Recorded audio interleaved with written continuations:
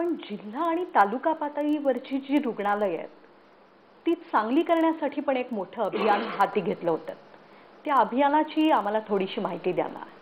एक तर आपण असं निर्णय घेतले की प्रत्येक जिल्ह्यात जे ओपीडी आणि एसएनसीयू जे लहान मुलांचं जे डिपार्टमेंट आहे त्याला अपग्रेडेशन करायचं आपण काम हाती घेतलं. 2 वर्षात खूप सुंदर काम झालंय.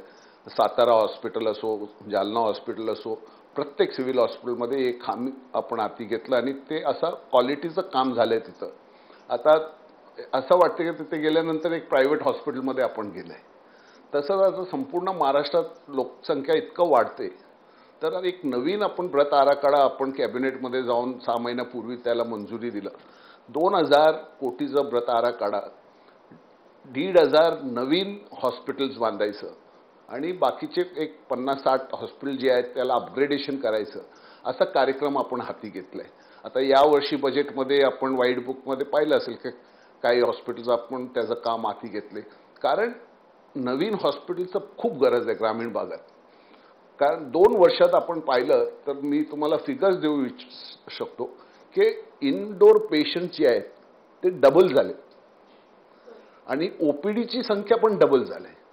तर इतकं मोठं जेव्हा डिमांड आहे, लोक येतात, तर त्यांच्यासाठी नवीन इन्फ्रास्ट्रक्चर उभारणं.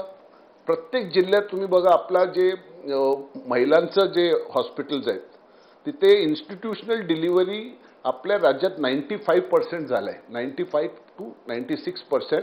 आणि संपूर्ण देशात आपण 1 नंबरमध्ये आहोत इन्स्टिट्यूशनल डिलिव्हरीमध्ये. तर इतकं मोठं संख्या सरकारी हॉस्पिटलमध्ये ग्रामीण भागात येतात तर तिथं बेडच कमी पडते. आता किती बेड आपण केलं तरी कमी पडते. तर त्याला अपग्रेड करणं खूपच गरजेचं आहे. ते बरेचदा अशी तक्रार असते की हॉस्पिटल्स आहेत पण डॉक्टर तिथे सेवा द्यायला तयार नाहीत. त्यावर आपण काही उपाय केले आहेत का? प्रॉब्लेम आमच्या समोर असं येते की आम्ही ग्रामीण रुग्णालय रुरल हॉस्पिटलमध्ये पोस्टिंग देतो. लोक कधी कधी 3-3, 4-4 महिने गायब होऊन जातात. तसं आम्ही आयडेंटिफाय केलं 400-450 डॉक्टर्स काही 2-3 वर्षापेक्षा जास्त गायबच झाले. त्यांना आता काढण्याचा प्रक्रिया आम्ही स्टार्ट केलं. काही लोकांना काढूनच पण टाकलं. त्यांचं जागेवर आपण नवीन लोकांना नियुक्त केलंय. तर ग्रामीण भागात ते इंटरनॅशनली आपण कुठेही गेलं तर आता तुम्ही बघणार की ग्रामीण भागात डॉक्टर्स जायला तयारच नाहीत. डॉक्टरांची संख्या फारच कमी आहे. आता त्यात नंबर ऑफ डॉक्टर्सचं सीट्स आपल्याला इन्क्रीज करायला लागेल. दुसरं मी प्रयत्न करतो की लवकरच कॅबिनेट पुढे सन्मान्य मुख्यमंत्री सोबत माझं चर्चा झाल्या तर पगार वाढून डॉक्टरांना द्यायला लागेल आपल्याला. आपण जे आता पैसे देतोय थोडं आपण अजून जास्त पैसे त्यांचा पगार वाढवण्याचा प्रयत्न पुढच्या एक महिन्यात मी प्रस्ताव कॅबिनेट पुढे घेऊन जाणार आहे. डॉक्टर्स आणि नर्सेस दोघांचा पगार वाढून जे ग्रामीण भागात खास काम करतात त्यांना जास्त प्रोत्साहन देण्यासाठी आपण त्यांना इन्क्रीज सॅलरीमध्ये खूप पगारमध्ये इन्क्रीज करून द्यायचा आम्ही निर्णय ऑलरेडी घेतले. त्यांचा या सगळ्या प्रयत्नांना ते प्रतिसाद का देत नाही? कुठे पाणी मुरतंय? खूप लोकांचा विरोध होता. विधानसभेत, विधान परिषदेमध्ये आपण स्वतः पाहिलं की किती चर्चा झाली याच्यावर.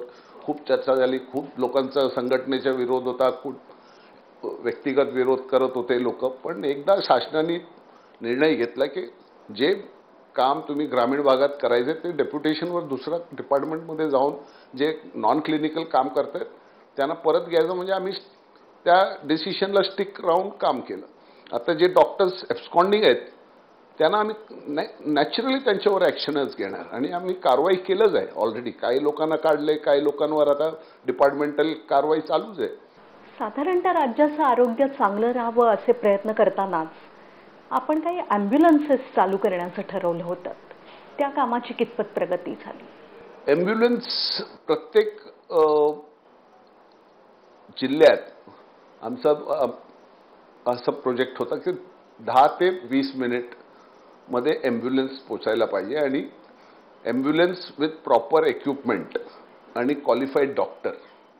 त्याचं टेंडर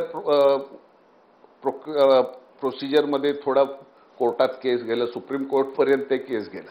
त्याच्यात 1 वर्ष त्या कोर्ट केसमध्येच विलंब झालं. आता सर्व क्लिअर झाले.